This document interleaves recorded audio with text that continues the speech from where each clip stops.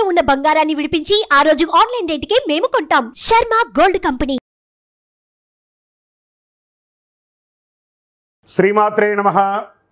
సద్గురు జ్యోతిషాలయం బ్రహ్మశ్రీ చంద్రమౌళి వెంకటేష్ శర్మ.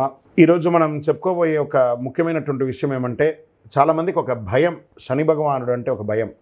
శని వక్రగతి అనేది అవుతుంది. ఇది వచ్చి రెగ్యులర్ ప్రాసెస్ అండి. మనం ఇదివరకు కూడా ఈ పంచగ్రహ కుటుంబం గురించి చెప్పాము. అలా అయిపోతుంది, ఇలా అయిపోతుంది అంటే దానికి మనం ఒక వీడియో ఇచ్చాం. చాలామంది పాజిటివ్గా దానికి రెస్పాండ్ అయ్యారు. ఇవన్నీ కూడా రొటీన్ లైఫ్లో జరుగుతున్నట్టు చూడండి. మేము జూన్ నెల ఇచ్చాం, మే నెల ఇచ్చాం, ఏప్రిల్ నెల ఇచ్చాం, మార్చి నెల ఇచ్చాం, ఇప్పుడు జూలై నెల కూడా ఇవ్వబోతున్నాం. ఇదన్నీ రొటీన్. అలాగే శని కూడా తన యొక్క గమనంలో ఇదొక రొటీన్ జర్నీ అనమాట. శని వక్రగతి ఆ తిరోగమనాన్ని ఎలా చెప్తున్నా అంటే, జ్యోతిష్ శాస్త్ర ప్రకారం కర్మ ప్రకారం ఫలితాలను ప్రసాదించేవాడు మరియు న్యాయాధిపతి అయినటువంటి వాడే శనేశ్వరుడు. శని ఈశ్వర శబ్దం కలిగిన వాడు.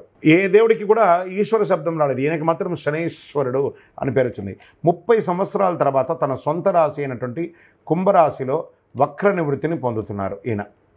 ఇది ఎంతో ఒక విశేషమైనటువంటి విషయం అండి. దానివల్ల 2024లో కొన్ని రాశుల వారిపై ప్రత్యేక వరాలను కురిపిస్తున్నారు. కొన్ని రాశులకి అదృష్టాన్ని కలిగిస్తున్నారు, కొన్ని రాశులకి యాజ్ ఇట్ ఈస్ రొటీన్గా చేస్తున్నారు.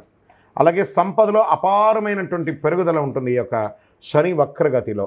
ఏ అదృష్ట రాశి వారికి దీనివల్ల ప్రయోజనం కలుగుతుందో తెలుసుకుందాం.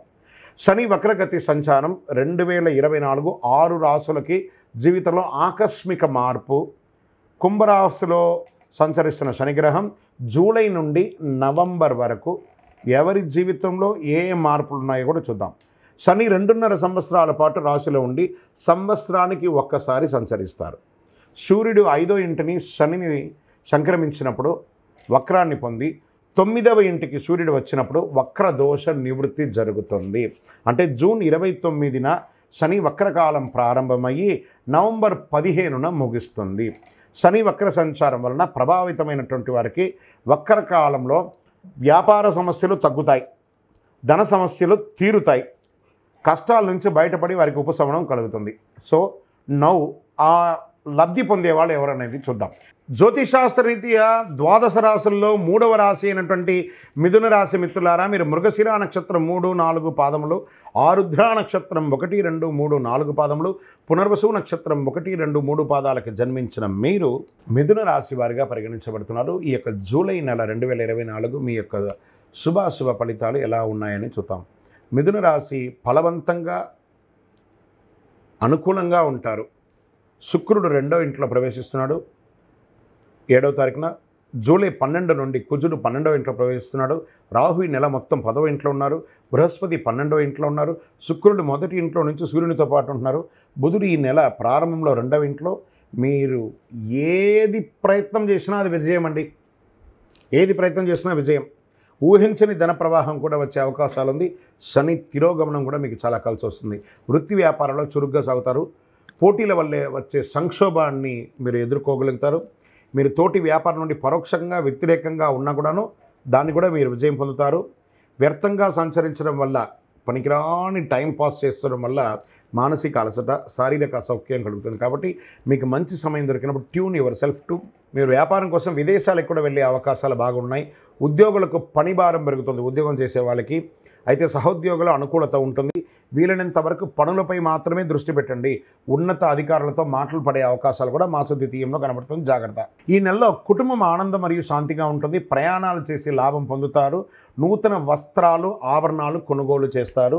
నెల ద్వితీయంలో కుటుంబంలో తరచుగా వ్యర్థమైన చర్చలు, కొంచెం అహంకారపూరితమైనటువంటి మాటలు భార్యాభర్తల మధ్య వస్తుంది. సఖ్యత లోపం జరుగుతుంది. కూర్చొని మాట్లాడుకొని సర్దుకోండి. విభేదాలు తొలగిపోతాయి. ఒకరికొకరు అనుకూలించడం ద్వారా మీరు హాని నివారించవచ్చు. పిల్లల విషయానికి వస్తే వాళ్ళ విద్యాభ్యాసాని కోసం మీరు చేసే ప్రయత్నాలు అనుకూలంగా ఉంటుందని చెప్పచ్చు.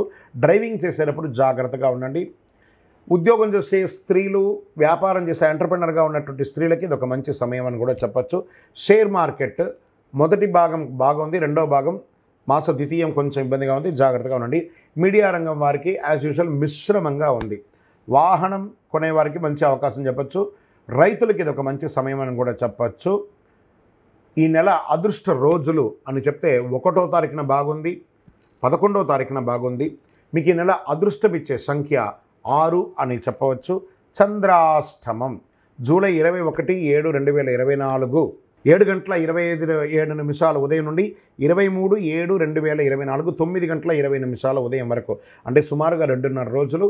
టైం బాగలేదు, జాగ్రత్తగా ఉండాలి. చంద్రాష్టమ సమయంలో వాహనం నడిపేటప్పుడు, సంతకం పెట్టేటప్పుడు, పెద్దవాళ్ళతో మాట్లాడేటప్పుడు చాలా జాగ్రత్తగా మాట్లాడాలి, లేదా వీలుంటే సైలెంట్గా ఉండడానికి ప్రయత్నం చేయండి. మీరు ఆరాధించవలసిన దైవం మహాలక్ష్మి, వెంకటేశ్వర స్వామి. కలౌ వెంకటనాదాయ ఏం చెప్పారు? వెంకటాద్రి సమంస్థానం బ్రహ్మాండే నాస్తికింద్ర వెంకటేశ సమోదేవో న భూతో న భవిష్యత్. ఆ వెంకటేశ్వర స్వామికి కాలినడకగా వెళ్ళి ఒకసారి నమస్కారం చేసిరండి. చాలా అద్భుతమైనటువంటి ఫలితాలను కూడా పొందుతారు. ఎందుకంటే ఈ జూలై నెలలోనే ఉత్తరాయణ పుణ్యకాలం వెళ్ళి దక్షిణాయన పుణ్యకాలం కూడా జూలై 10-15 ప్రారంభమవుతుంది కాబట్టి, ఆషాఢం కూడా వస్తుంది కాబట్టి చక్కగా వెళ్ళి స్వామివారిని నమస్కారం చేసుకోండి. పరిహారం ఏం చేయొచ్చండి? మీకు ఖాళీగా ఉన్న సమయంలో అంతా కూడాను విష్ణు సహస్రనామ పారాయణం చేయండి, మహాలక్ష్మి అష్టకం పారాయణం చేయండి. శనివారాల్లో అవకాశం ఉంటే ఆ తులసితో మాల తయారు చేసి వెంకటేశ్వర స్వామికి, ఆంజనేయ స్వామికి వేయండి. పేదలకి కొంచెం అన్నం పెట్టండి. ఈ నెల పసుపు కలర్ ఎక్కువ వాడడానికి ప్రయత్నం చేయండి. అన్ని రకాలుగా మీకు మేలు జరుగుతుంది ఈ నెల అని కూడా చెప్పచ్చు. అదృష్టం కలిగే రోజులు అంటే 1వ తారీఖున బాగుంది, 11వ తారీఖున బాగుంది. అదృష్ట సంఖ్య 6 కూడా చెప్పచ్చు. పరిహారం కూడా చెప్పాం కదా మీకు.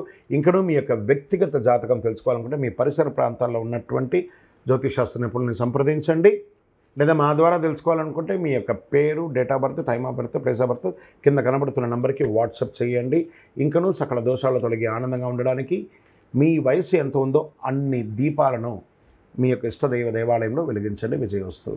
సుమన్ టీవీలో మీ పర్సనల్ అండ్ బిజినెస్ ప్రమోషన్స్ కోసం కింది నెంబర్కి కాంటాక్ట్ చేయండి.